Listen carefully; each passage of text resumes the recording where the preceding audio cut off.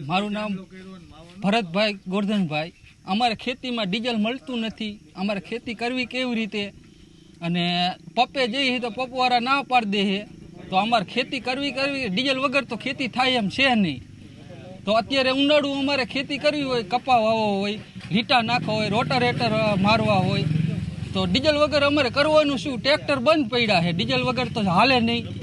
તો ખેતી કરવી કેવી રીતે? આમાં ડીઝલ મળે તો ખેતી થાય, નકર ખેતી થાય એમ નથી। ડીઝલ ન મળે તો ખેતી કરવી એ કેવી રીતે આમાં?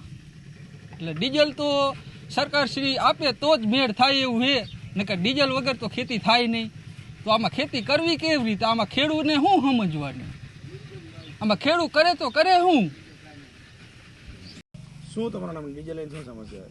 ડીઝલમાં મારું નામ ગોવિંદભાઈ ધનજીભાઈ છે।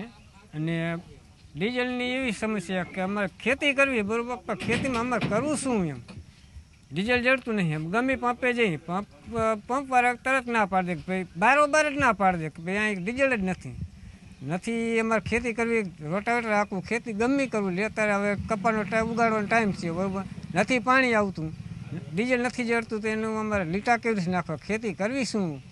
કઈ બાબતે કરવી? એ જ અમારે સરકારને આ જ માનીએ કે ડીઝલ જોડવું જોઈએ, પાણી પૂરતું અમને મળવું જોઈએ। ટૂંકી સીમને અમારે કરવાનું શું? બસ એ જ।